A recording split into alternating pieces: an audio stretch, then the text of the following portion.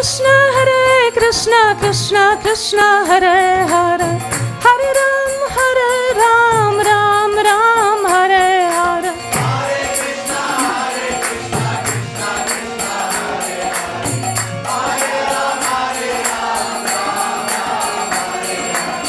Hare Krishna, Krishna Krishna, Hare Hare, Hare Ram, Ram Ram, Hare Hare.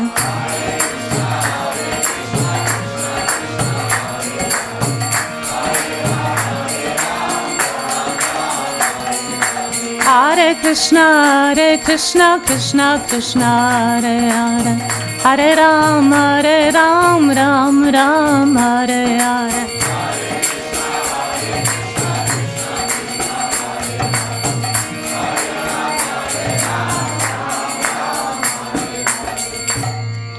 Hare Krishna, Krishna Krishna, Hare Hare, Hare Ram, Ram Ram, Hare Hare. Hare Krishna, Krishna Krishna, Hare Hare Ram, Ram Ram.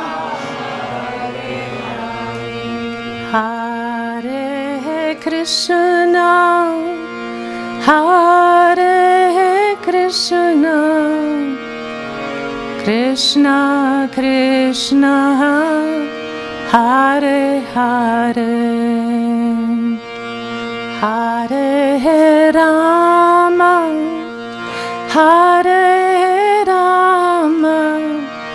Rama Rama, Hare Hare. Hare Krishna,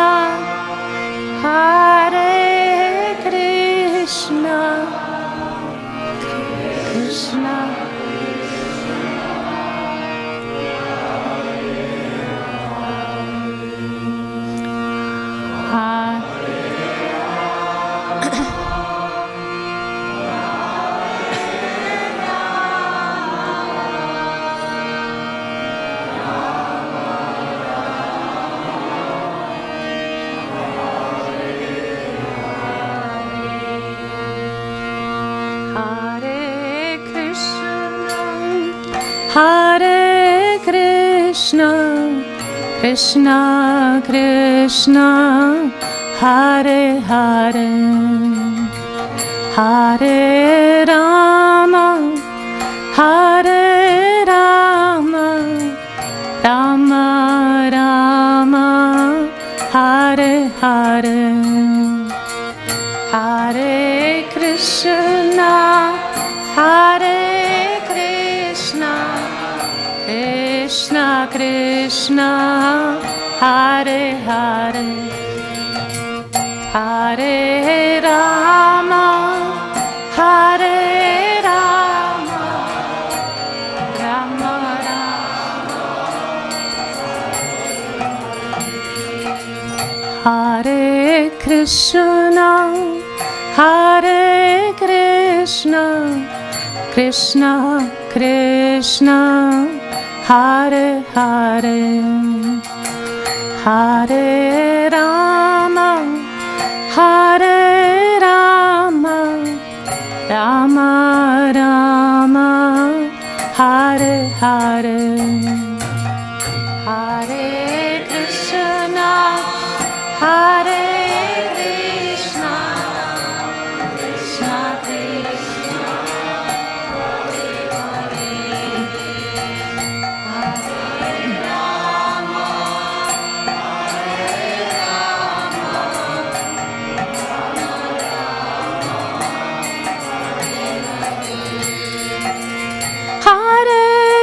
Krishna, Krishna, Krishna Krishna, Hare Hare, Hare Rama, Rama Rama,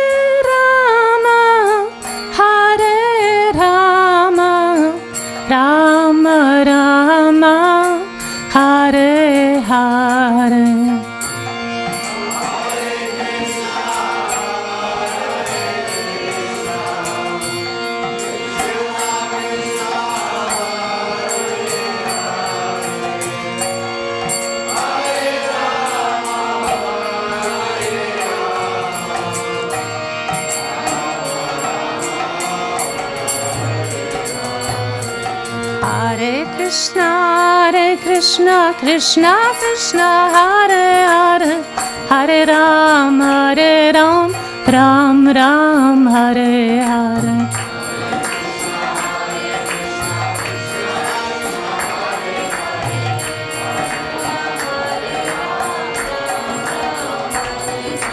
Hare Krishna, Krishna Krishna, Hare Hare, Hare Ram, Ram Ram, Hare Hare.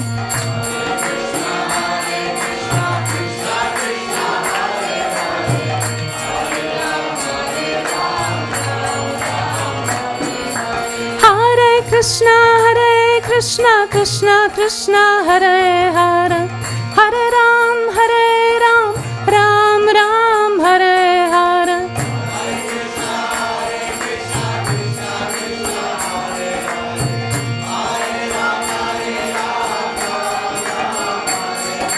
Hare Krishna, Krishna Krishna, Hare Hare, Hare Ram, Ram Ram, Hare Hare.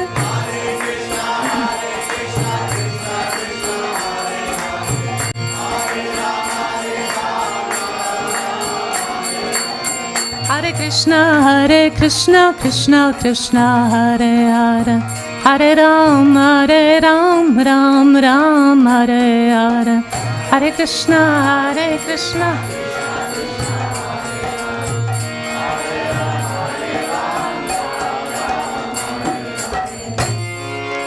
Jayo Radha, Damodara Radha, Damodara Radha, Damodara Shri Radha. Jayo Radha, Damodara Radha, Damodara Radha, Damodara Shri Radha. Jayo Radha, Damodara Radha, Damodara Radha, Damodara Shri Radha. Jayo Radha.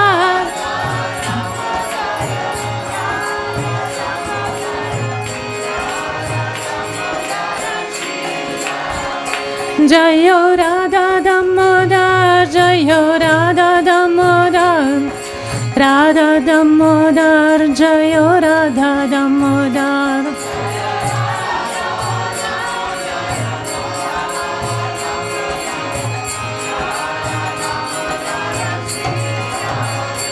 Jayo Radha Damodara Radha, Damodara Radha, Damodara Shri Radha.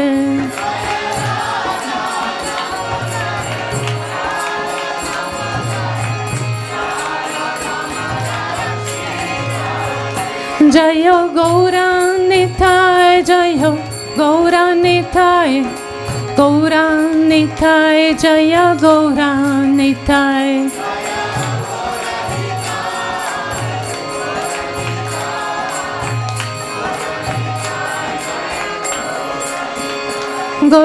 Gaurnitai, Gaurnitai, Gaurnitai, Jayo Jai Gaurnitai.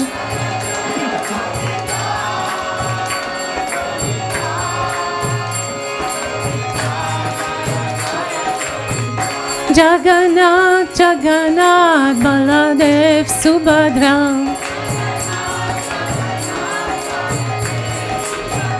Jagannath, Jagannath, Baladev, Jai Subhadra.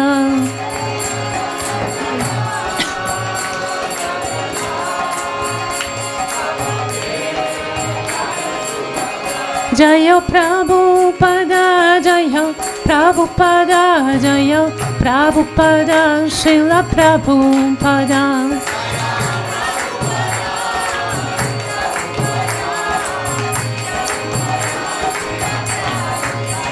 Prabhupada, Prabhupada, Prabhupada, Jayo Jai Prabhupada.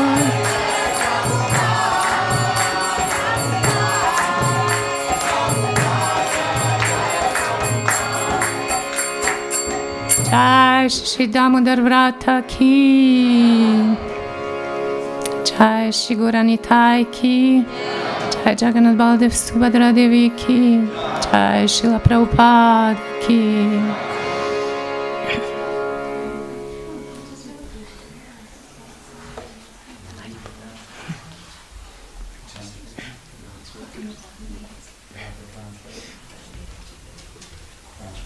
Yes, let us read the translation. Marge, you can.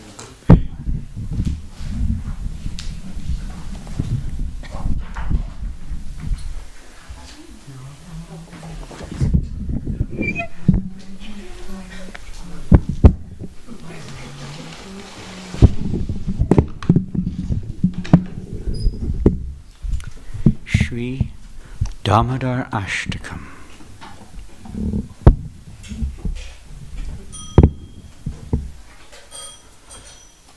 To the Supreme Lord, whose form is the embodiment of eternal existence, knowledge and bliss, whose shark-shaped earrings are swinging to and fro, who is beautifully shining in the divine realm of Gokul, who, due to the offense of breaking the pot of yogurt that his mother was churning into butter, and then stealing the butter that was kept hanging from a swing, is quickly running from the wooden grinding mortar in fear of Mother Yasoda, but who has been caught from behind by her, who ran after him with greater speed.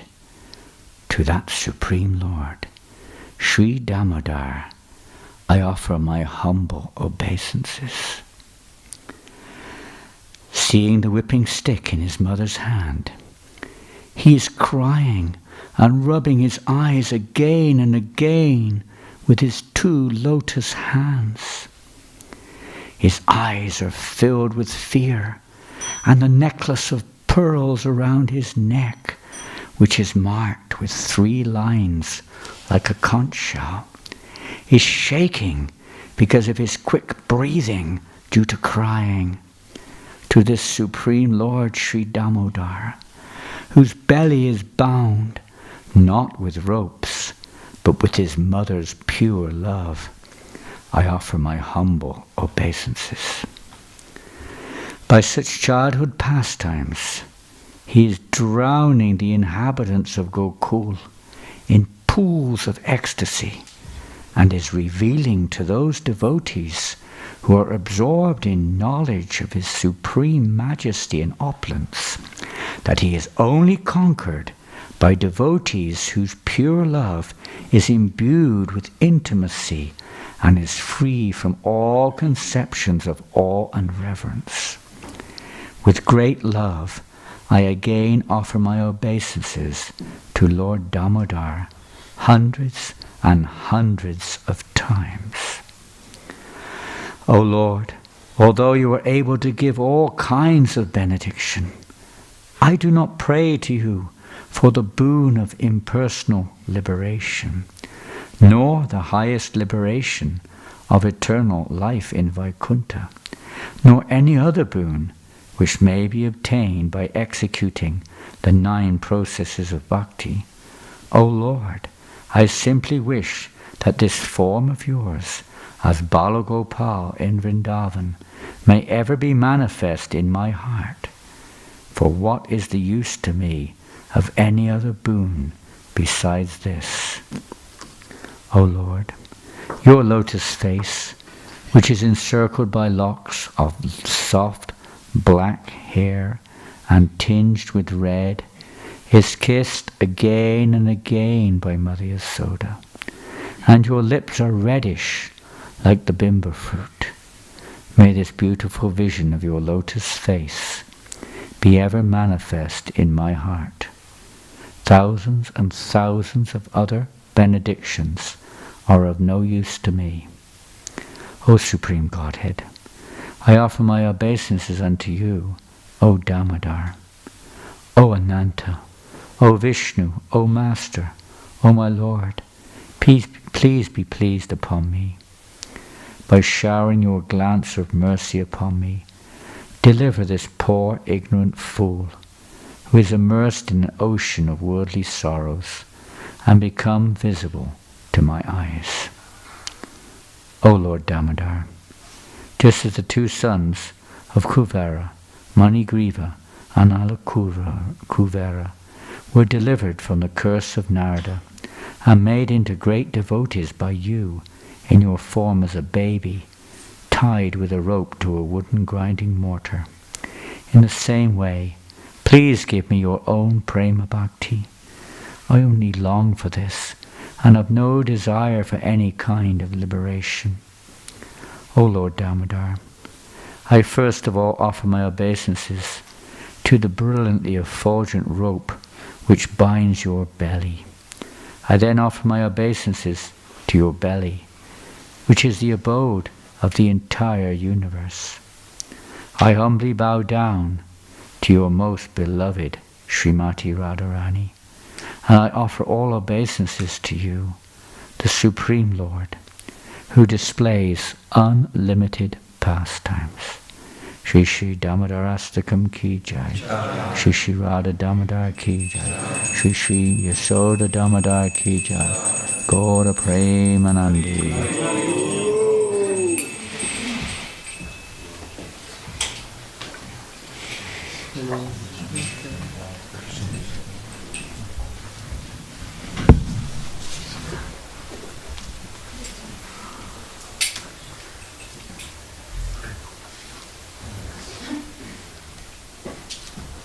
Hare Krishna. Damodar Vrata ki jai. So we are very fortunate today, on the last day of the Kartik month, the Purnim day, to have His Holiness Jananandan Goswami Maharaj with us. So let us welcome him by chanting Haribo. Many of you know Maharaj. He's a disciple of Srila Prabhupada, been practicing Bhakti Yoga for 5 decades, and he's an initiating spiritual master, traveling as a sannyasi, enlightening the devotees all over the world. And we are very fortunate that he spent a few days with us, and tonight it's the last program we are having with Maharaj. Will you have a verse? Or? It's not to be read out. It's not to be chanted. I'm just going to read briefly. Okay. So we asked Maharaj if he would be willing to take in some questions. Sometimes that format is very much appreciated by the devotees. Can we have the light a little bit on? The question and answer format, especially when we have such a senior devotee, we can ask all the questions which are on our heart about the practice, and also philosophical questions. We have maybe some doubts, and so Maharaj will read something, and then after that you're gonna have the chance. If you have something on your heart, please take the opportunity and ask Maharaj, so that he can enlighten you and all of us. Hare Krishna. Namo Bhagavate Vasudevaya. Om Namo Bhagavate Vasudevaya.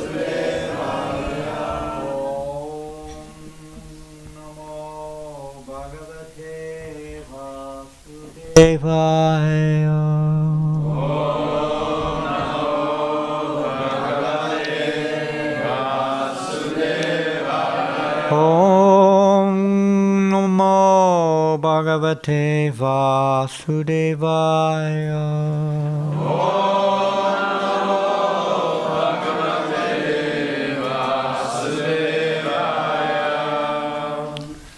I'm just going to thank you first of all for welcoming us here to Temple. And secondly, thank you all for coming this evening to give your association on this last day of the Chaturmasya period, as well as the last day of the Kartika Vrata. A very special day, of Krishna Rasayatra and the appearance day of Nimbarkar Charya, as well as the Tulsi Vivaha Yajna. Now I'm a little concerned here, Prabhupada has no garland. I don't know why I've got one. I can't work that out. Thank you. Yeah. Try to, I know it's very difficult sometimes in this Kali Yuga, but as much as possible. The congregation can really help here. It's a great opportunity to advance by providing flowers or providing garlands for the deities. Srila Prabhupada would never wear a garland if the deities didn't have a garland. So what to speak of an ordinary lowly creature as myself in front of Srila Prabhupada. So it's very kind of you to offer the garland, but I know you offered it in a sense to Prabhupada, but he's not wearing a garland, so anyway, enough said. So I'm going to read a verse from the Srimad Bhagavatam, 1st Canto, Chapter 2, text number 5.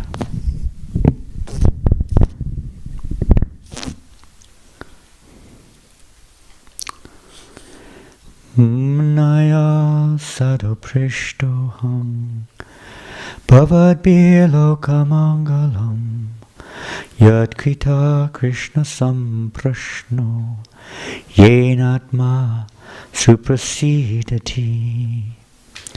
This is a verse spoken by Sutta Goswami to the sages of Naimisharanya in response to their relevant questions. O sages, Sutta says, O sages, I have been justly questioned by you. Your questions are worthy because they relate to Lord Krishna and so are of relevance to the world's welfare. Only questions of this sort are capable of completely satisfying the self. This is a famous verse as the introduction now to Sutta Goswami's response to their question.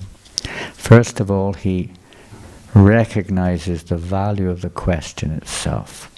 Prabhupada said, or questions, Prabhupada says, since it has been stated herein before that in the Bhagavatam the absolute truth is to be known, the questions of the sages of Naimisharanya are proper and just because they pertain to Krishna, who is the Supreme Personality of Godhead, the absolute truth. In Bhagavad Gita 15:15, the Personality of Godhead says, what does he say? Doesn't say give me a cup of water. What does he say? Yes. Tak. Matak.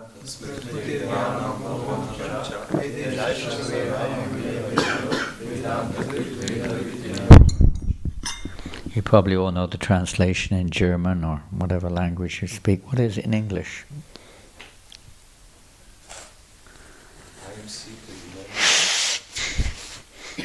I am seated in everyone's heart as Super Soul from me comes. We can always say, well, it's not my fault. Forgetfulness comes from Krishna. It wasn't my fault I forgot, right? And then, what does he say? Mm-hmm. And know of the Vedas. And believe it or not, that this verse is the most quoted verse of all of Srila Prabhupada, in all of Srila Prabhupada's books. 15:15. Quotes that more than any other verse from any source. The whole world, thus the questions that pertain to Krishna. There's something, yes I did. The Personality of Godhead says that in all the Vedas there is nothing but the urge for searching after him, Lord Krishna. We just look in the wrong place, that's all. The wrong understanding. Thus the questions that pertain to Krishna are the sum and substance of all the Vedic inquiries. The whole world is full of questions and answers. The birds, the beasts, and men are all busy in the matter of perpetual questions and answers. In the morning, the birds in the nest become busy with questions and answers. Their questions may be not very relevant. To them it is, but not to the world. Where can we get some worms? Have you heard where the good worms are? Did you hear what happened on the tree last night? And in the evening also the same birds come back and again become busy with questions and answers.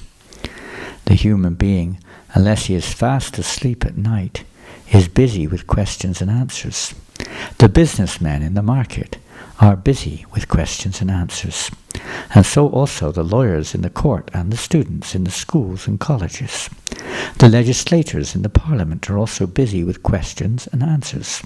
And the politicians and the press representatives are all busy with questions and answers. Although they go on making such questions and answers for their whole lives, they are not at all satisfied. Satisfaction of the soul can only be obtained by questions and answers on the subject of Krishna.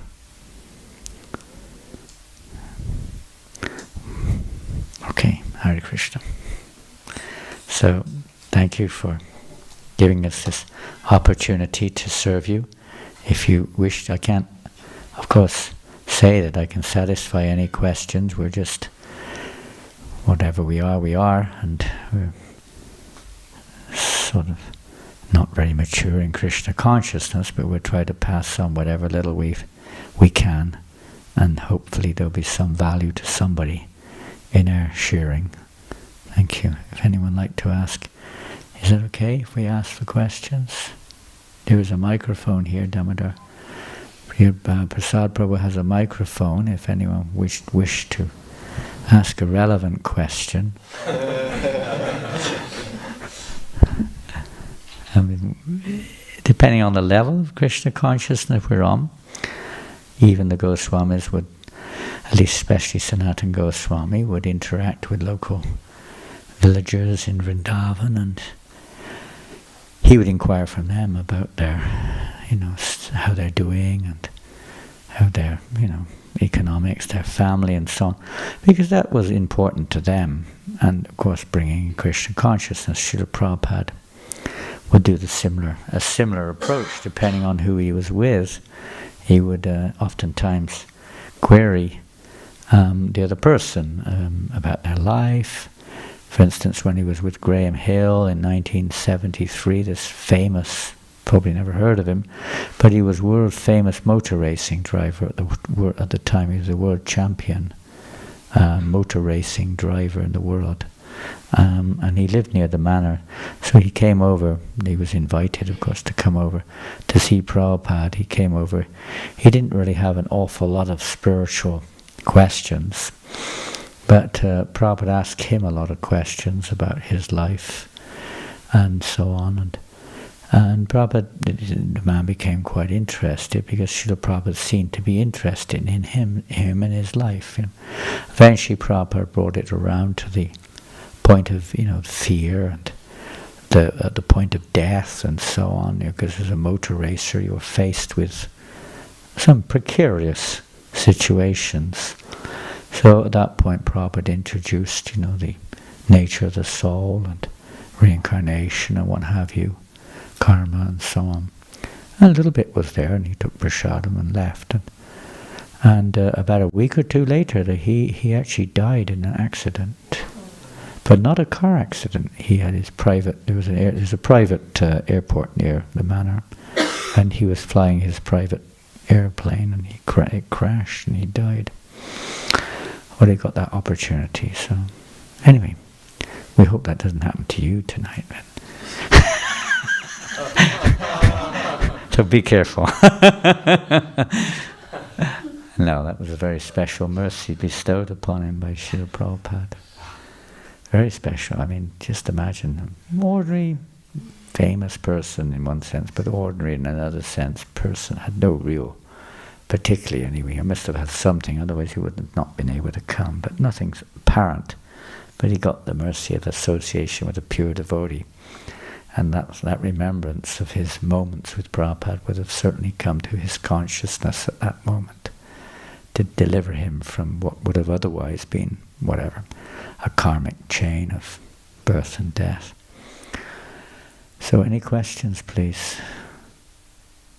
That's the first question. Are there any questions? Here's one question here.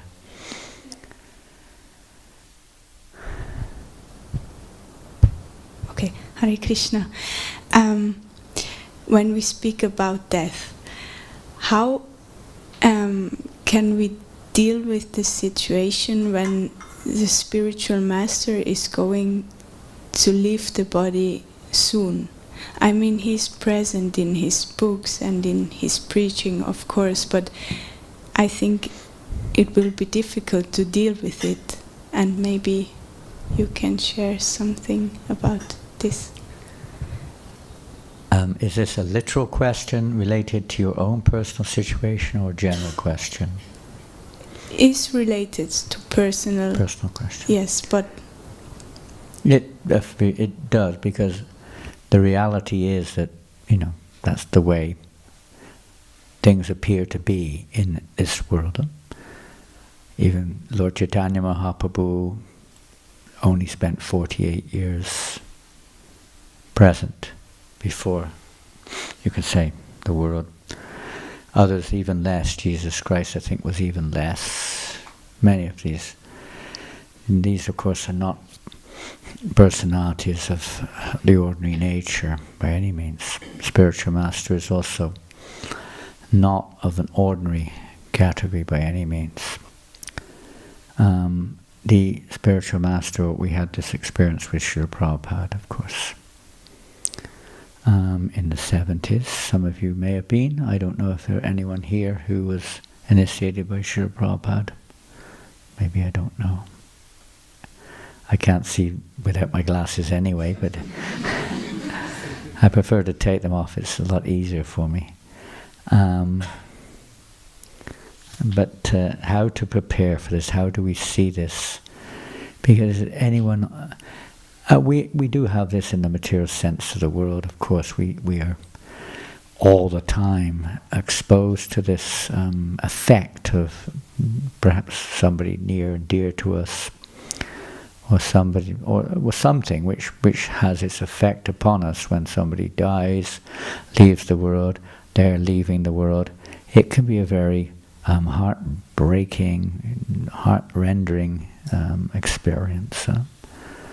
In spiritual life, it also, in relation especially to one spiritual master, or someone very dear to us in our spiritual lives, we sing the song, Ayeya Nilo Prema Donna, and we see the mood there of Narottam Das Thakur, for instance, how he feels devastated, practically speaking, in the absence of his spiritual masters. So it's not surprising that we'll feel emotionally affected in this way. However, we remember the time when Bhakti Tirtha Maharaj was departing from the world. Some of you may have had, maybe some of you were his disciples, I don't know. But you may have been privy to the years, months leading up to his departure. And what a very deep experience this was of teaching us you could say, the main lesson of life, really. Everything we do, and he would talk a lot about learning or preparing to die before you die. Preparing to die before you die. That's internal. In the sense, what does that mean? The more we're on the bodily platform of life, the more we're attached to the objects of the senses, the more we're affected by our false egos, etc. Of course, then we're not really preparing, we're not very prepared, put it like that, for this inevitable test or this inevitable event which will come to all of us in due course of time. Srila Prabhupada one time said, when he was asked how should we chant japa, so this is one little thing. he said you should chant japa as if this is your last breath. How would you chant? I mean, you probably put your mobile down. Yeah. And everything else. And probably we should feel like that. There is spiritual master is teaching this to us. Of course, in the presence of the spiritual master, one is very enlivened and so on and so forth. We'd understand that was usually the case. When we hear that their health is deteriorating and they're leaving this world. Now, of course, I mean, I don't know if you're referring to His Holiness Kadamba Maharaj directly, but we do have contact quite often. So, and you know, he is a living example of some devotee who's teaching us this amazing lesson of fearlessness. Emotion is one thing. There's nothing wrong with that in one sense. But fear. How do we fearless at that moment? So we practice fearlessness. And this comes, it's not some kind of imposition, it's an awakening of fearlessness, of through associating with Krishna, taking shelter of the holy name of Krishna. So I would say, how do we deal with this? You deal with this by taking more shelter of what will bring pleasure to your spiritual master. Just like with Srila Prabhupada when he was performing the pastimes of leaving this world, it brought the devotees so much more closer together, so much more closer to surrender than probably any time in their life. It was a unique experience of what it means to surrender, what it means to serve the spiritual master, what it means guru-disciple relationship. Is an internal experience. It's not something which is just, something like a mundane experience based on physical and mental considerations. It's not. It brings the devotees closer together and more, and you can say, self-reflective, looking at our own hearts, seeing how we can become more pleasing. It's a very powerful thing, very powerful preaching, because we all have to face it sooner or later. It's the lesson of life, the most important lesson of all, in one sense.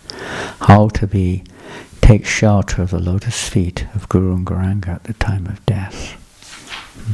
And from everything I've seen, heard and talked to Maharaj over the last month or two, we talked months ago before it was revealed about his situation, and he's been fearless all along and thankful for everything, and so much mood of compassion and love for the devotees and for his disciples, which will never be lost. We know theoretically Prabhupada's words are there. In the presence of the spiritual master, one serves the spiritual master, maybe directly, maybe serving his vapu. But in the absence of the spiritual master, the disciple should meditate on the instructions of the spiritual master and how to implement them. So you start that now, right now, this very minute, how I can become a little more sincere and embrace those instructions in my heart, make them my life and soul. That's what the spiritual master is giving us. He's giving us this divine rope of mercy, we could say, or this chain of mercy coming down from the lotus feet of the Lord through the parampara to give us this shelter in the form of siksha, in the form of instructions. We have memories and so on, but the siksha is the real life force, taking shelter of the siksha. This is Srila Prabhupada's, you can read, but Srila Prabhupada's incentive, his initiative in many ways was this mood of Vishwanath Chakravarti Thakur, that the instruction of my spiritual master is all that matters to me, whether I go to heaven or hell. This was the mood. In some ways, perhaps you could say, we take it for granted, or maybe a little spoiled now in the sense that we have a lot of exposure to our spiritual masters sometimes, not always, but sometimes. With Srila Prabhupada, we didn't really, we had lectures, we didn't have any social media, the likes of today. We only heard sometimes some lecture, and hardly ever saw Srila Prabhupada. We understood that our relationship with Srila Prabhupada was through service, and that's an eternal relationship. One who takes shelter of that, the spiritual master is ever present. He never dies. He lives forever in sound. We take shelter of his instructions, his books. We prepare ourselves now, not just when the event or whatever happens and then we start thinking about it. We prepare ourselves now, take shelter of that. It will be both emotions will be there. A natural feeling of great loss, lamentation, tears. That's natural. Prabhupada said the disciple does feel like that. But at the same time, it increases, it renews it. What's the word I can't think, but it increases our determination to continue to serve our spiritual master. We had in 1977 in London, from about April onwards, when it became clear, or March, April, that Srila Prabhupada's health was deteriorating. We never thought he was going to leave the world, at least we didn't entertain the thought. It was just something which had happened before, and we were all kind of like unspoken maybe, but feeling in our heart that Srila Prabhupada will be coming, healthy again, so to speak. But in that period of time, what did it do? What happened? It wasn't just a prayer to the Lord, my dear Lord Krishna, if you so desire, please keep Srila Prabhupada with us like that. But no, we decided, and worldwide, it wasn't me, it was the leaders of the movement, that we would endeavor on more or less a constant book marathon. Now I know that word sometimes shudders down our spine. A marathon, oh no! No! Torture. It wasn't torture, it was ecstasy. It was complete ecstasy. Prabhupada says it's samadhi. You just wanted more and more and more. The feeling of gratefulness, the feeling of indebtedness, the feeling of good fortune. We can never repay the spiritual master, but that effort was made to intensify the book distribution. Yeah, there was competition in Europe and in America and in Australia, because there wasn't much going on in India or the Eastern Bloc in those days. It was mainly Europe, America, North America and South America and Australia. That was about it. A tremendous spirit amongst the devotees, camaraderie, to come together, unite, to please our spiritual master, put aside all the differences which are only externals really. They're just results of our false egos, and focus on the one thing, to try to carry the instructions of Srila Prabhupada coming through our spiritual masters in a selfless and dedicated way, more and more and more. We've lost the association recently of His Holiness Bhakti Charu Maharaj and many others, great souls, and sure it's very painful, but we have to meditate how to please. The essence of devotional life is how to please one's spiritual master. So really try to think of that now, and that will carry you forward. We had the biggest month of book distribution maybe in the history of ISKCON, the month after Srila Prabhupada left this world. We didn't sit around lamenting.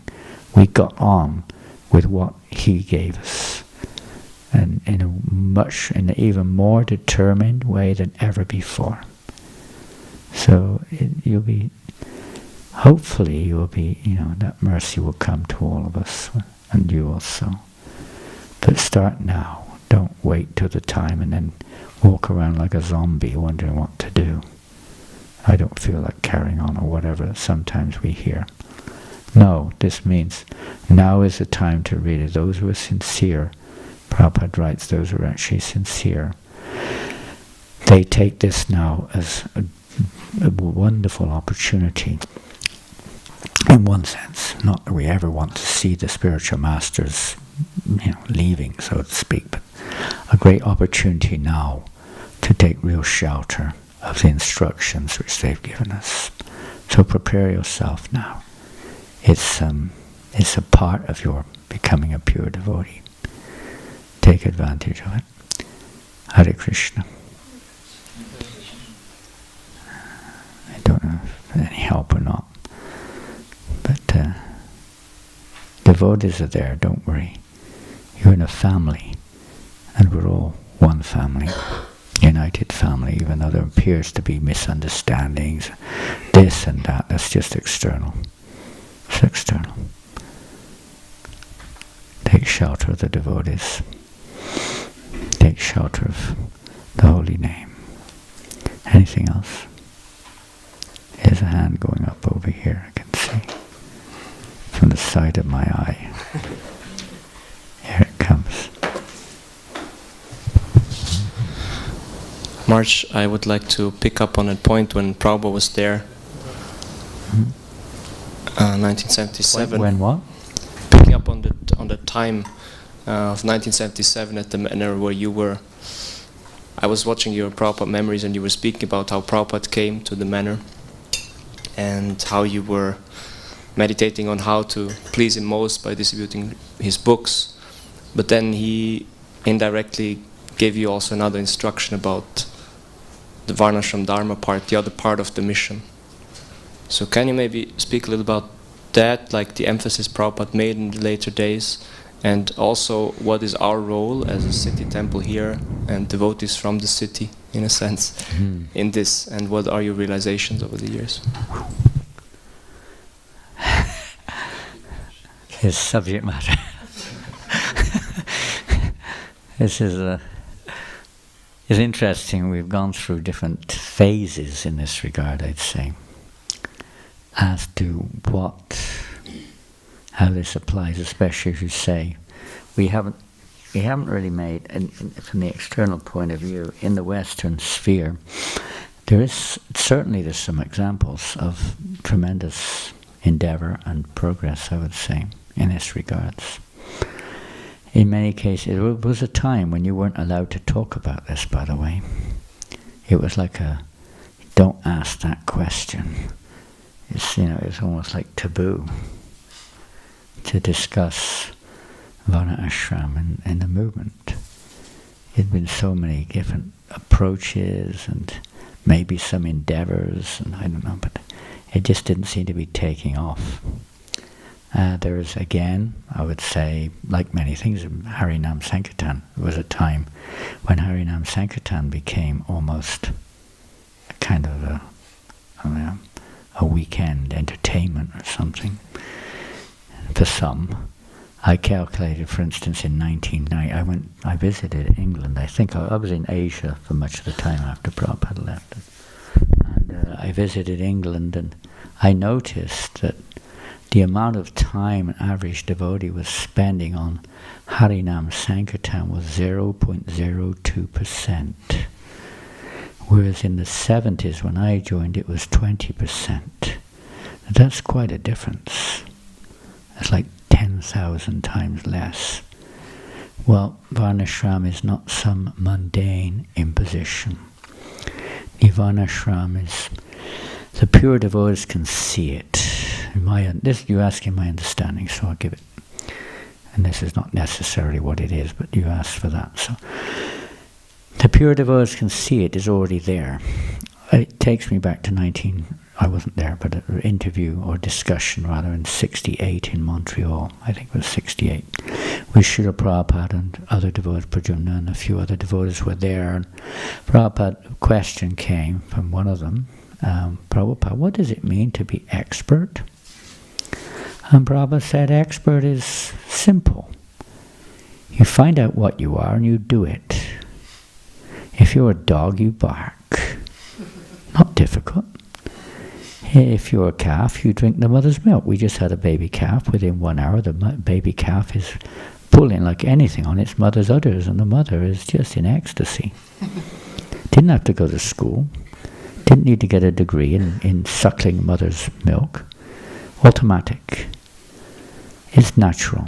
And Prabhupada said, he said simple things. It's complicated, we know that. But the principle is there. That we, he said, if you know how to make flowers, make garlands. If you know how to deal with your flowers, make garlands. If you know how to drive, and if you don't. Do what you're... Ishopanishad discusses this in the second verse, or the first one by numerical number. This whole Ishavashram society. Now, what do we do about that? How does this work? My understanding is this. When we were driving Srila Prabhupada from the airport to the manor, Prabhupada was talking about it. I was taken aback because I was in the middle of the book distribution and the bhakti making and everything, which we thought was like, the emphasis on books and making devotees at that time was almost 100% energy. And the cows that time were we'd hardly ever hear about it. But all that Prabhupada talked about in the car was cow protection. And he was talking about it. His body was very weak, but he was asking all about cow protection. It kind of took me back, I thought, wow. I was prepared to say, if they asked a question, how many devotees are you making, how many books are you distributing, what type of books, how many devotees going on book distribution, etc., etc. I knew all the answers. But when the question came, how many cows we got, I had no idea. Who's looking after them? I didn't even know. How much milk they're giving? I had no clue. What was the plan? I didn't have one. I didn't even hear of one. I knew nothing. It was very embarrassing, to say the least, that was so strongly on Prabhupada's, in his heart. How important. Now that was a major aspect of Varnashram. It's not the whole subject. But then we knew, I wasn't in the room, but we heard from Tempel, Krishna Maharaj and others, that Prabhupada's, most of his talking in amongst senior devotees, that is, was discussing about Varna Ashram. He wanted to go to Gita Nagari to help show us how to establish it. And that would be like root or let's say groundwork. My understanding is it's the pure devotee can see it. Prabhupada said in 68 also, he said, everyone's already there. The leaders are there, the teachers are there, the doctors are there, the farmers are there, the businessmen are there, the workers are there. They're all there in society. Our business is to preach and to bring them into Krishna consciousness so that they continue. We have a little example of that in Leicester. One farmer he's still living there and working with us also, has basically handed over his farm and all of his experience to the devotees. Just an ordinary karmi farmer. But he's become very attracted to the principle, not the practice, but the principle of Krishna consciousness. So that's one aspect, the preaching. The other aspect, I would say, besides the sincere endeavor of devotees to try to actually act according to their nature as much as they can, that becomes more evident when our heart becomes cleansed. So Sankirtan is inevitable. You can't have Varnashram without strong Sankirtan. It's not going to work. It's not an alternative. It's a development from that. It's a development from the purification of the heart. It's a natural development. And it will be seen in the form of preaching that in order to bring people in general into the environment of Krishna consciousness, they may not become 16 rounders with a new name, following 4 regulated principles. That's not necessarily the case. That's a very Brahminical aspect of Varnashram. We need to get outside of that little kind of comfort zone or that protective zone and realize that Krishna consciousness is to embrace a world for the whole world to live in, a movement where everyone can be connected, animals, birds, beasts, everything. What to speak of those in 2-legged human forms, so to speak. Everyone can participate in this movement. So we have little, I would say, I don't have much practical. I mean, I've thought about it hundreds and thousands of times in different ways, from different angles, especially in our farm communities where I've spent a fair bit of time. Anyway, I don't want to get onto the negative side of it, but I think we have a little bit of realization to come yet before it manifests in a kind of a more broader perspective. Good examples are there of certain Brahminical aspects of devotees establishing a nice Brahminical environment, but beyond and above that, a lot could be desired. But it will come. It will come by necessity, if no other reason, in due course. But to me, the main thing is the purification of the heart. The being instrumental in just revealing what's already there, basically, and just connecting it to Krishna. It's very, very... For the world in general, let's see what happens, but Prabhupada made a lot of emphasis in his later days how important it was. He also said it's important for our devotees because the fact of the matter is the majority of us will not be able to live a happy Brahminical life. It's a fact. But what do? We get a job in a factory or office or some whatever call center or whatever it may be. I don't know what you do these days. Shop or something. Running around doing useless things, insurance, this thing, that thing, all, no value in reality. But even that in urban circumstances, developing, was Prabhupada in the early days had restaurants in his mind, opening up Hare Krishna outlets for distributing prasadam was one of the simpler and more obvious ones. We had Spiritual Sky, which was in its time was quite effective, you could say. Devotees were engaged in that. It didn't go much further than that. We were selling incense, of course, to shops and stuff. Okay, something was there. But on a greater scale, much greater scale, things could be developed.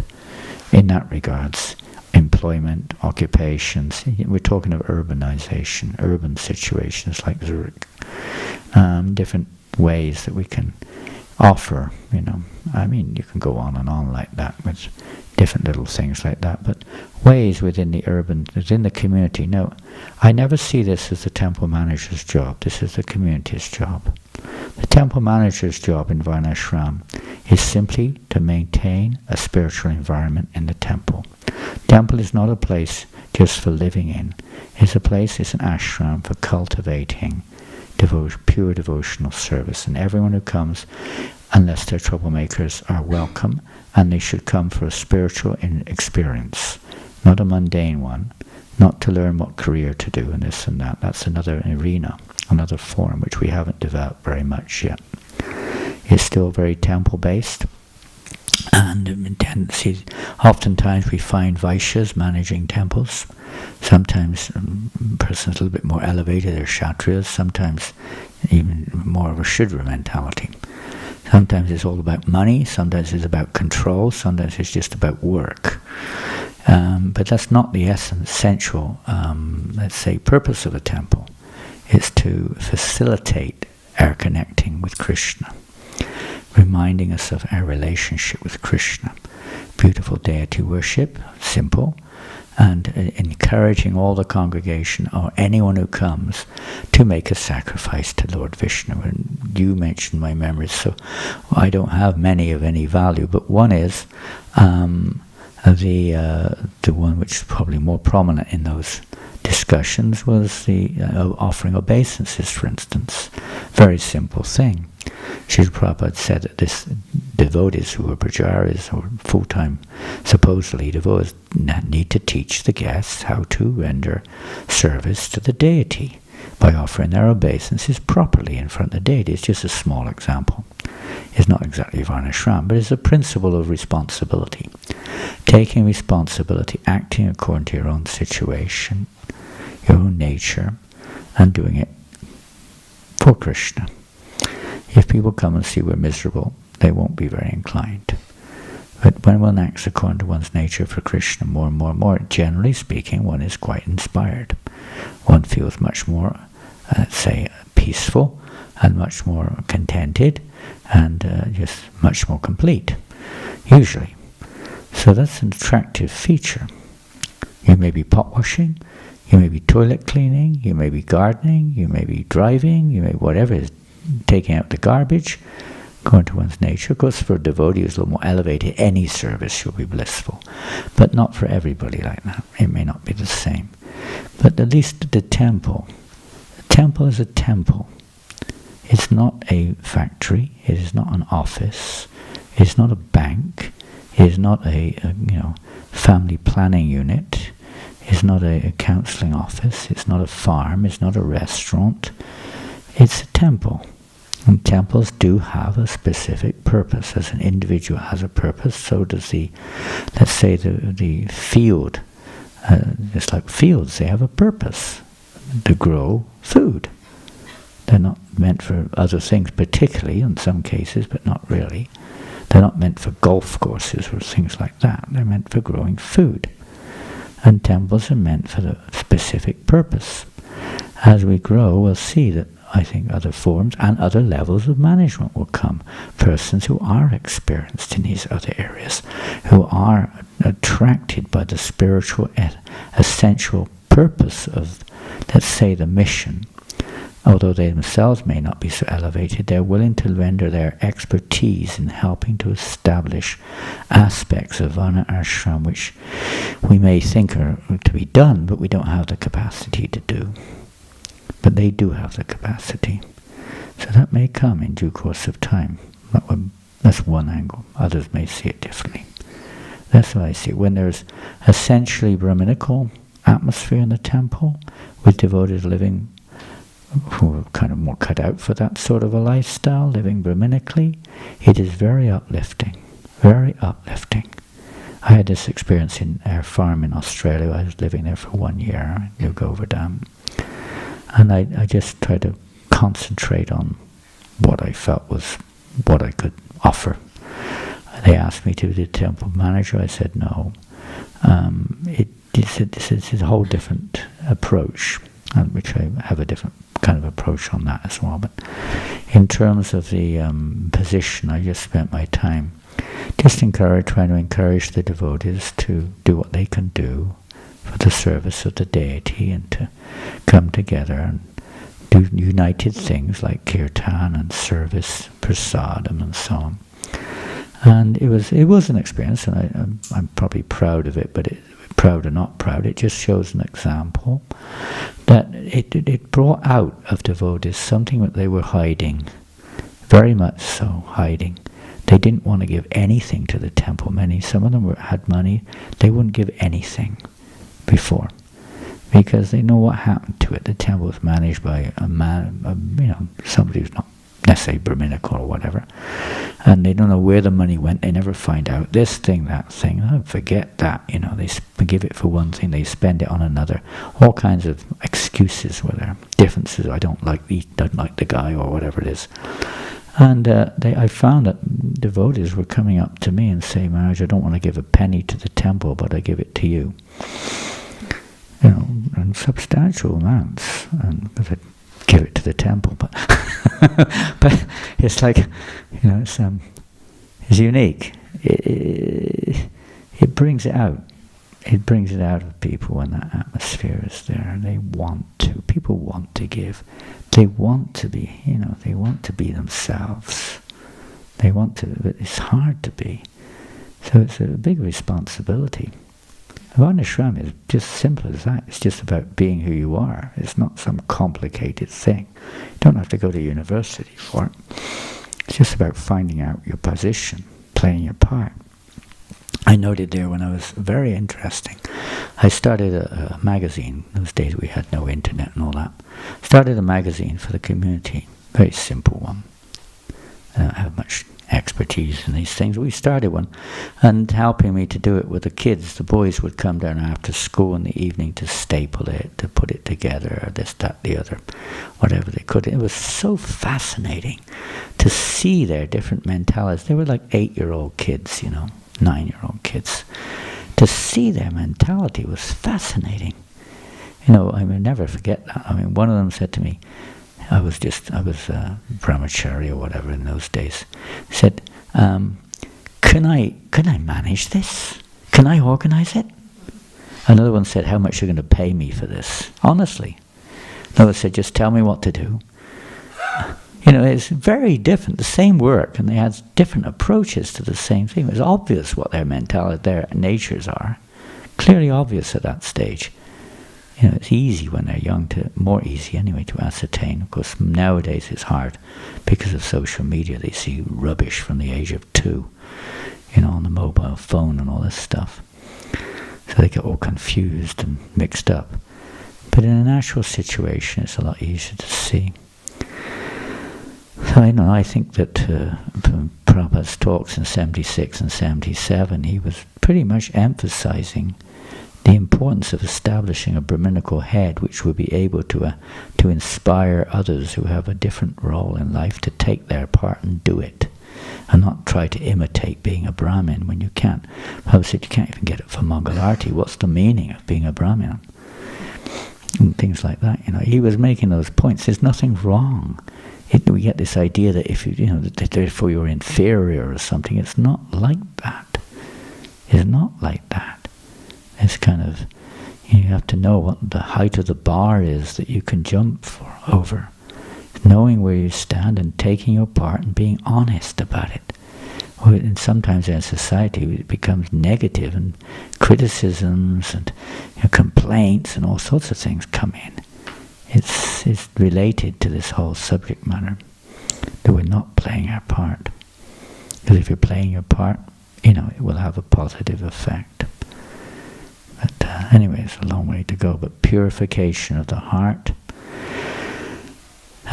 is always at the root, and I don't know what more we can say on that. It's a subject matter which I haven't really done anything of any value to offer of any kind anyway. Although I'm staying at New Mayapur, we're just struggling to keep the boiler working, and fix the bricks that are falling down and the slates that are falling off the roof and everything else that's falling apart.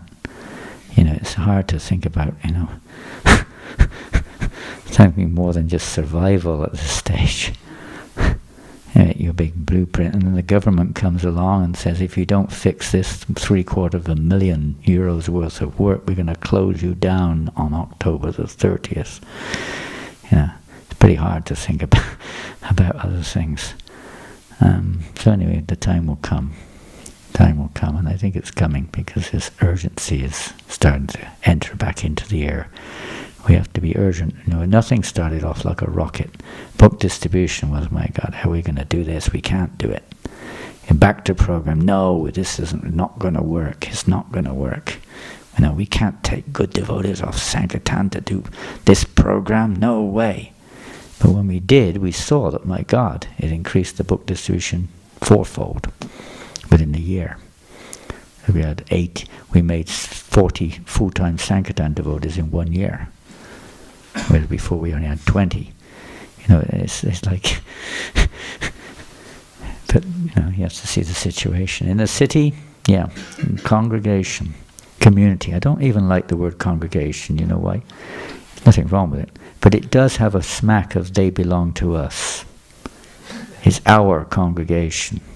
Whose congregation? They're devotees. They're part of the community as much as anyone else is. And they should be made to feel part of the community of spreading Krishna consciousness in Zurich. And what can they do? Together, get together, do something. Don't just come to the temple and sit here and cook and take prasadam, but they can do something, practically speaking, to help establish. Maybe some of them are expert at this, that, and the other. Maybe they can start opposite engaging devotees and start doing things Krishna consciously. Different things like that. Making inroads into other areas, forums for bringing businessmen into a little bit of appreciation for Bhagavad Gita and its teachings, which can be applied even to non-devotees. Different things, according to your capacity, can be done. It's not that everyone has to become a Brahmin, and if you're not a Brahmin, it's this, that, and the other, then you're fallen, you're out of it. It's just another perspective. Anyway, it could go on all night. Nothing will get done. Nothing will change unless we change our own hearts. Starts within. Starts within. Play your own part. Be in the right place to play it. Now, if you're going to play football, don't go on the cricket pitch. It won't work. Right? You go on the cricket pitch with a football, it's not going to fit. You know, you play your part in the right place. So, but Krishna consciousness is the essential consciousness, the thread between everything, to connect everything to Krishna. Otherwise, it's a waste of time. It must be connected to Krishna. Anything else? I don't want to go any further on that. I'll get in trouble.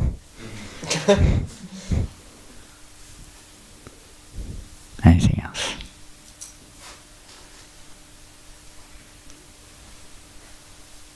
Thank you, Ma. Thank you, Ma. I don't know if it's on. Whew, complicated technology, this one. Yeah. Thank you very much, Maharaj. You have been mentioning several times during this lecture about the importance of purifying our hearts. Of what? The importance of purifying our hearts. Purifying the hearts. Okay. So, yeah. should I put the distance? Pardon? Okay. Keep it a little further away, but it's echoing. So my question is that how do we purify our hearts, and how do we spot the subtle manifestation of our false ego? Okay, I asked the same question about a month ago to Giriraj Maharaj. We were sitting together for about 2 hours talking.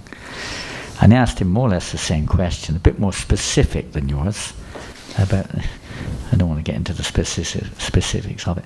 He gave a very good answer. His answer was 4 seconds long. And he said nothing else. I thought about it afterwards. He just didn't go any further. He said, Cheto Dharpana Marjan. Finished. If you know what that means. And what does it mean, please? Can someone tell us? Well, you really have to know the whole verse to make sense of it, otherwise it's just a repetition of what you just said. It means cleansing the heart. More or less. But what does it mean in context?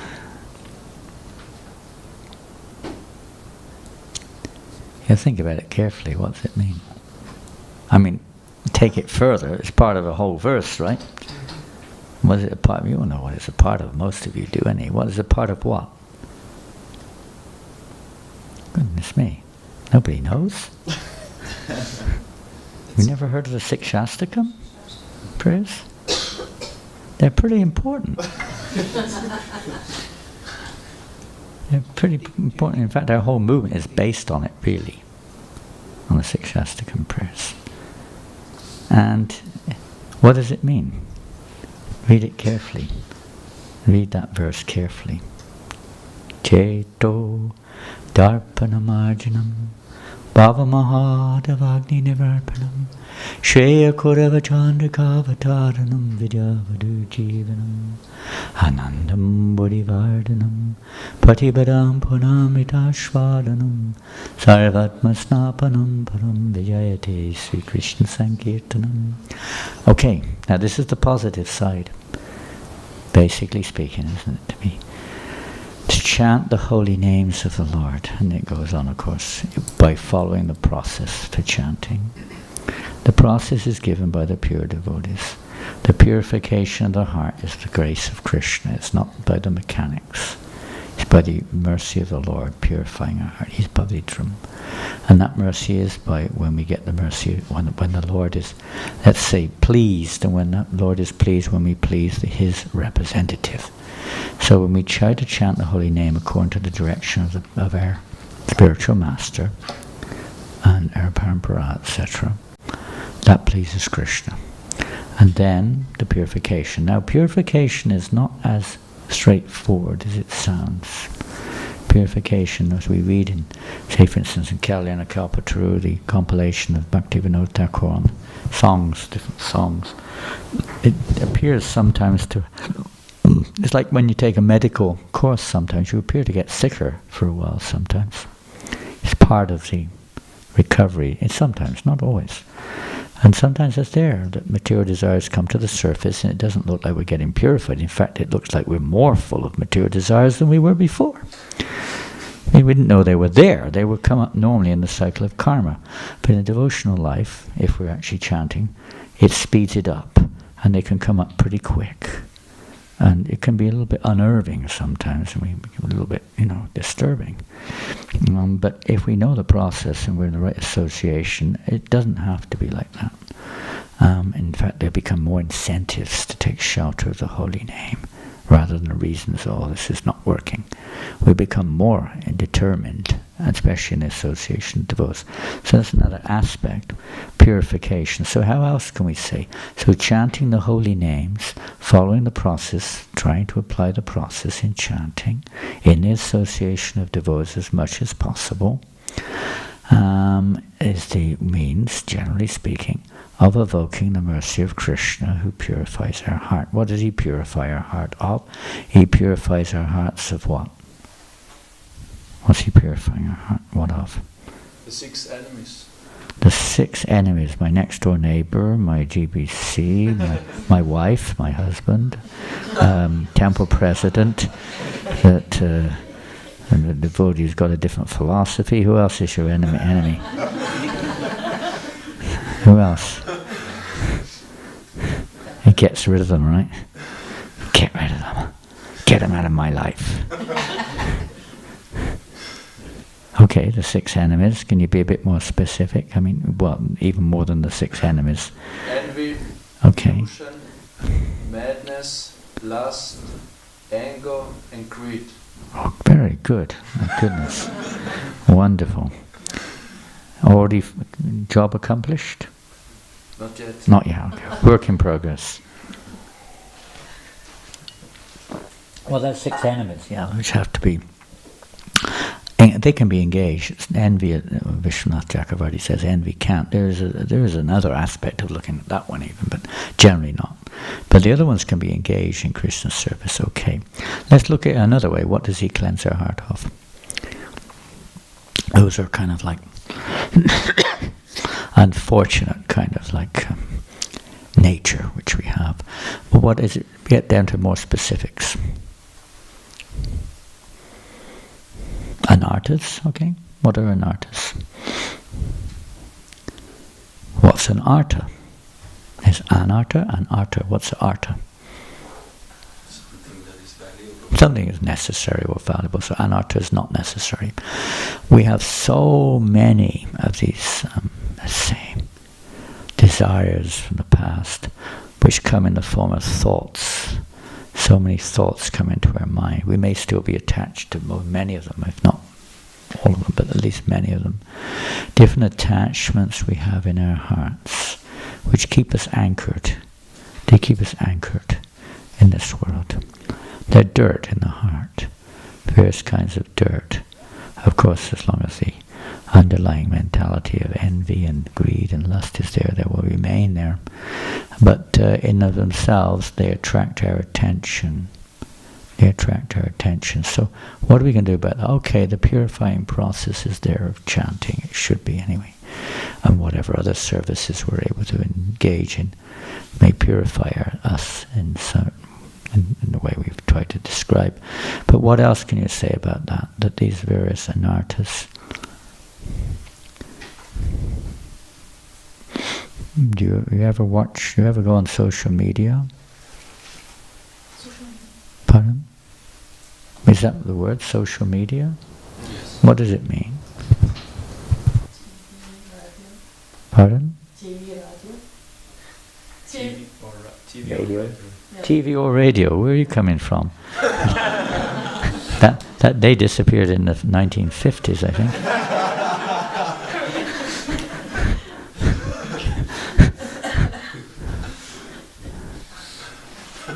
It was, you've heard of Facebook, huh? What is it? Twitter? Twitter? Huh? Instagram? Is that something else? I don't know. YouTube. Huh? TikTok. TikTok, YouTube. Okay, different types of ways to keep us busy. And we fill our hearts with this stuff. Right? You don't think of it like that when it was necessary. But it's just pouring more dirt into our hearts in most cases. I mean, there can be positive also, but in many cases it's not. Unnecessary. And I'm also a victim of this. It's an unnecessary,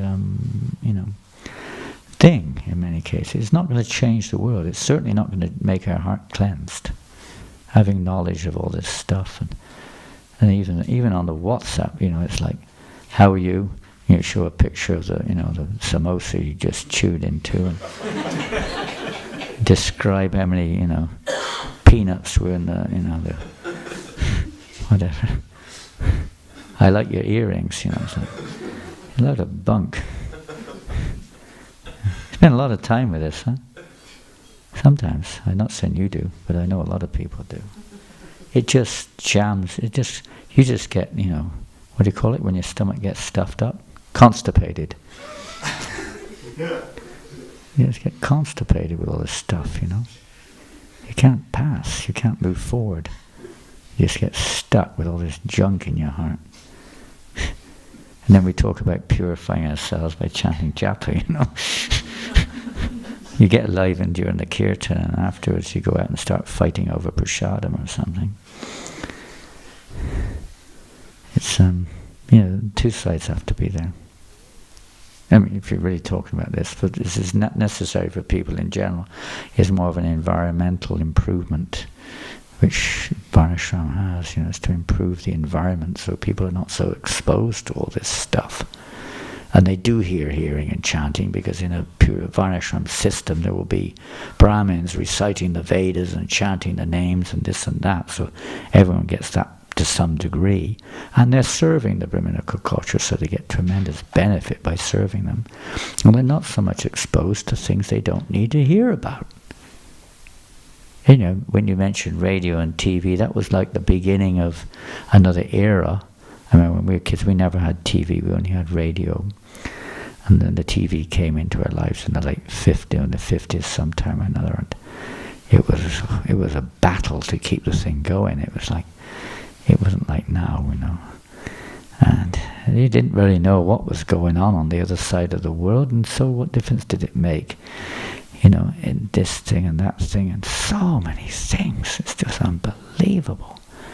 The exposure people have to anything, and Maya is so powerful. Huh? It's like, even if it's a complete rubbish, and it's rubbish, the tendency is to go there and just check it out. And it just covers your consciousness. It probably gives a simple example. It's like trying to light a fire by pouring water on it. You don't light a fire by pouring water on it, right? You could probably give a converse example, but this is a simple enough example. Like we're chanting is like the anchor's still in this is Maya's test, Maya's not to blame. She's testing us to see how sincere we are to become Krishna conscious.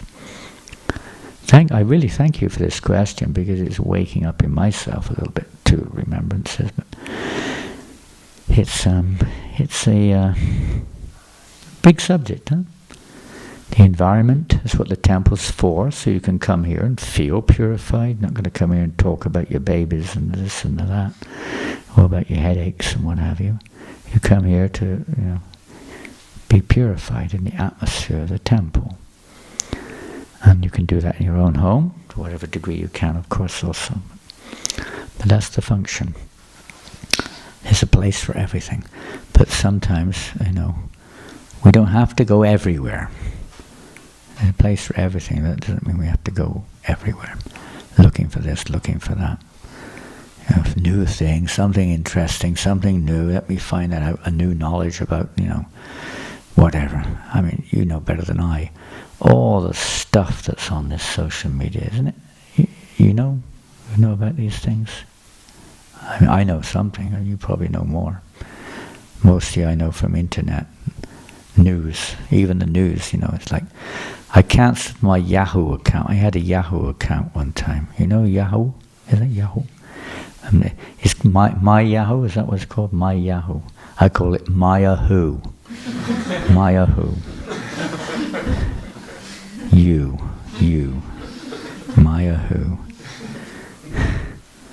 You know, every second another thing coming up, you know, some news or something or another, half-naked ladies, everything, you know, come boom on the screen, you know. It's madness. What chance do you have? You know? It's like they can't help it. You know, even you go on the ordinary news, you know, there'll be like down the sideline there's these pictures of naked, half-naked ladies and this thing and that thing, and maybe for the ladies it's not a problem, but it's a problem for the men. You know, I don't know. It's just so much exposure to things. This Maya is really Kali or Maya, whatever, coming in there and really trying to divert your attention away from Krishna.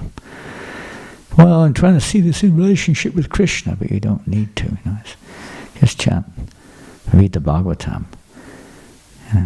Anyway, that's another aspect. Be careful. Try not to expose yourself unnecessarily to all these. A little bit now and again won't hurt. A little bit more would be. It's okay. I got away with it yesterday, and a little bit more. And it gets more and more and more until you start thinking, I've got no interest in chanting and hearing anymore. You know, you lose your taste. It's your choice. Everyone has their little free will there. But it's a tremendous amount. That's why we have to create an environment where there's an opportunity for environmental purification too, which you're doing here. Festivals, kirtans, and so on. Nice arrangements to make us feel we belong in the association of devotees. We belong in Krishna consciousness somewhere or another. Everyone has a part to play. Everyone should be made to feel they've got a part to play. Try to encourage that. And if the head is and as I say, I'm probably a very good example of the head not properly behaving, but if the head is indulging in these things, then what to speak of the body? You'd expect the feet to indulge in these things, you know. There's nothing unusual. Even in Vedic society, Shudras would drink sometimes and do this and that. You're not expecting them to be Brahmins. But they're devotees, or they're in a society of devotion. Hare Krishna. Anything else on that? Or another question? What's the time? What time do we have to finish? Well, that's not a very good answer. It's up to me, okay. And another question. Well, maybe unlogical question. Excuse me? Maybe I have a little bit unlogical question. Illogical? Illogical. Illogical question. Illogical. Illogical, sorry. Alogical or illogical? Illogical. Illogical, okay. Okay, non-common question if you prefer. Uncommon. Use the microphone. Non-common. Non-common, okay, fine. Go for it. What about perfect? I can hear you clearly, but I don't know if everyone else can. I just want to know how many turns you have to do for Damodar with the lights. How many turns? Yes, once I've heard 7 turns. If you don't do 7 turns, we'll turn you around. Is someone here not doing 7 turns? Really? I thought this was like common knowledge. I thought, this is like the first rule of Damodar. Oh, yeah, okay. I remember one time I asked a similar question to Krishna Kshetra Maharaj when he was the deity minister, you know, about this and that. He said, don't worry, we're going to solve all these problems very soon. We're working on it. How many circles, this, that, the other, you know. You mean circles, do you? Yes, circles, yeah, okay. Yes. You don't mean turning around in circles. No, I mean circles. Some people do that. Yeah, I can understand that can be a quandary sometimes. So he said, we're going to solve this. He said, we're working on it right now. We have some of our scientific devotees making a robotic pujari who will do everything perfectly. Don't have to think. You know, you're in an arty, right? You're offering, I can never relate to this, you're in the hour. 4, 2, 3, 7. Put out the light. 4, 2, 3, 7. Turn on the... You know, it's like, just like a blooming machine. No, not don't be sorry. It's actually a very relevant question, I'll tell you, because there's arguments about these things. You've got to do this, and... I never ever saw Prabhupada get into this, personally. I know in Bury Place, for instance, he established, or it was established under his guidance, the deity worship. Because the same thing applies to in deity worship, by the way. How many circles you offer, and which order you offer, and who do you offer. And that's another thing. I mean, which order do you offer when you do the lamp for Damodar? One will say this way, one will say that way. You start at Damodar, you know, you start with Guru and you work up, and you go this way, and you go in the mid. Some say middle and go down, and some say only this one, and everyone else you just flip through. And I don't know if anyone ever talks about these details, you know. You offer 3 circles. No, 7. No, you have to offer 4, 2, 3, 7. It's a lamp, you know. You go on and on, but it's really you're offering your heart, you know. That's the most important thing. When the Pujari used to, in the early days, they used to dance during the arti and sing at the top of their voice as they're doing this, whatever they're doing, you know. Now the Pujari stands there like... You've got to put sellotape. You don't even have to put sellotape over his mouth. It will not open if you beg him to open the mouth. It will not open. Buttoned. Only opens to King Krishna and whatever it is, you know. It's really the heart. You know. So he said, we're going to make a beautiful robot who will just... every temple will have one, and they'll do all the artis. You don't have to worry anymore. They just come on, you know, press the button, in comes the pujari, and everything's perfect.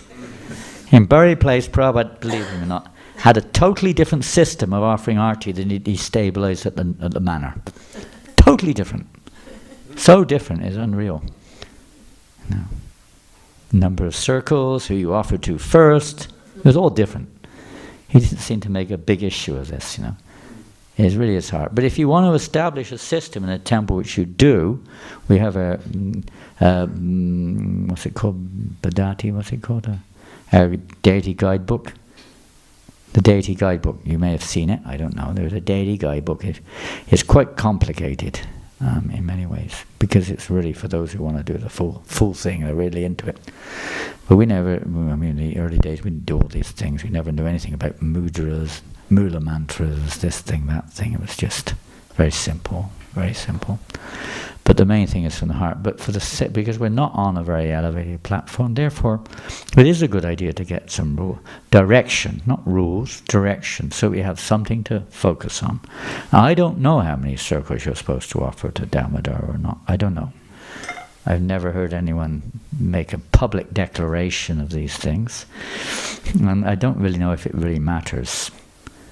I don't know if anyone here has made this inquiry on a higher level, so to speak, that, you know, Krishna will, you know, smash you with a stone instead of the pot if you don't offer enough circles or something. I don't know. Anyone have any suggestions there? Maybe this has to be done behind, you know, without write it on a piece of paper and see what the majority say. I don't know. But, you know, what do you do? I mean, you offer 7 circles. What do you do? Oh, you do? I was taught to do 4, 2, 3. That's for arti. Yeah, that's for the arti with the lamp. For Damodar, You do the same thing. You do it for all the deities afterwards, or what? What do you do? I do Damodar, you show them. You do it first? Yes. You do it first. And then? And then Jagannath Baladev Subhadra, which is 7 each. 7, just 7 each. And then you do Gaurnitai 7 each? Yeah? And then you do the Guru Parampara or what? And that's how I do. I do Advaitacharya, then Gadadhar, Srinivas, because I want to cover all the personalities. Well, phew. The Sringadev, the Sridas. You see, you can do that. You don't have to do that. You can do that. How many times you do, Maharaj? Me? I don't know. I've got no idea. I don't even count. I just keep going as long as I feel. I don't count.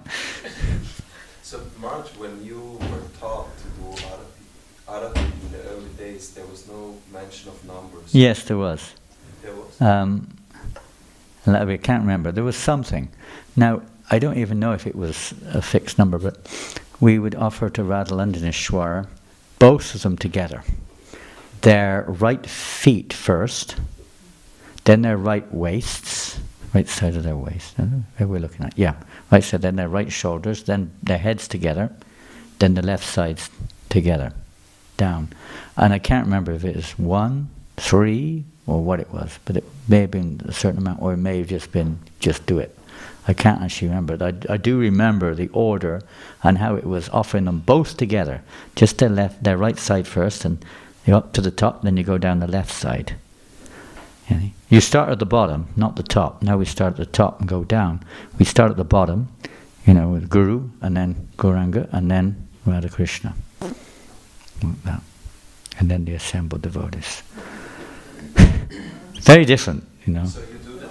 No, I follow whatever I don't offer arti much now, but I follow the system which they've established from the deity book, generally speaking, as much as I can. I don't know all the mudras and all this and that, but I do the basic order like that. Just because it's going to do. These things are big things on some devotees' minds. They're like confusing, and they argue over it. They make a whole issue about these things, which we don't want that to happen. So some standards should be there, some guidance should be there, but not too complicated. It gets overwhelming sometimes. And forget to chant. It was Prabhupada made it because he wasn't one himself a very big kind of things in this regards. All the rules were simple, kept simple. But that's okay, but I don't see you have to do it that way. I don't think so that everyone does it that way either, in terms of Damodar. So you work, you do, you choose what you're going to do. I don't think there's a rule in that regards. Maybe that's the rule here, I don't know. If it is, please forgive me for breaking the rules. Offering lamp to Damodar, I didn't do it properly. Okay. I'm sorry, Masuda, that's not a very definitive answer. That's okay. Yeah, you do what you feel. There's no, as far as I know, there's nothing specifically written in this regard, as far as I know. If you want to offer 7 circles or this one, that one, fine. Whatever brings in your heart this, feeling of offering and surrender. Okay, I was getting him 9. What's the time? 9 o'clock? 9. Yeah, we've got to knock off. We're leaving. I don't know, the weather tomorrow is supposed to be awful. The only day it's going to be snowing and raining is tomorrow, and we've chosen to travel across the mountains. So we need a prayer, please. So. It's not the Himalayas. Deva Prayag, where's he gone? There he is. I was talking to a Christian yesterday and said, I have a phobia, I don't know why, probably from a previous life. When I was in the Himalayas especially, not only there but other places, when the road goes round like this, have you ever been on, you must have, you're living in Switzerland. If you go on many of these little mountain roads, it goes round, it goes like there and it comes all the way back and round. Is it like this, isn't it, sometimes? And then, and sometimes, I'm sure here it's not like that, but in Nepal, these roads have nothing on the side. It's just like a couple of feet between the road and boom, 2,000 meter drop or something, Crazy. It's like, whoa. I hope it's not like that here, is it? Okay. That's one relief. Because I've never been on this road across to Italy before from this side. So we'll have to see. It's not too bad? No. The new one, the highway, is okay. It's okay. Okay. I might be able to sleep then tonight. Maybe. Let's see. Even when it snows, it's okay. Sometimes, if you go over the pass, they will close it sometimes. The pass, is that the tunnel or is that different? The tunnel is open, but there is also a way over to go over the mountain. Oh no! Well, that we're going through the tunnel, I think. I I'm not even sure. It's a pleasant way to Through go the up tunnel, the it's pass. not. Yeah, but it takes too long, doesn't it?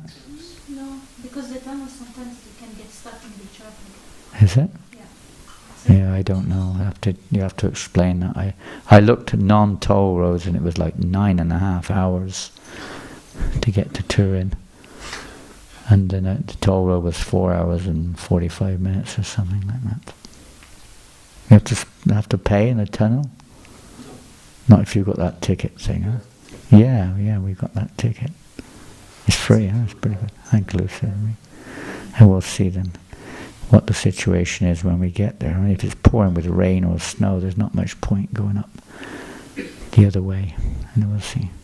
No. Let's see. Huh? Stay here. Yeah.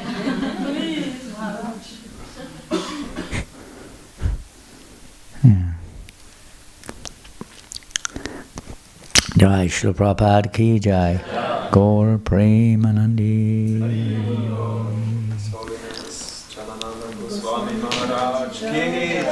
Shri Prabhupada ki jai. All glories to the assembled devotees. Hare Krishna.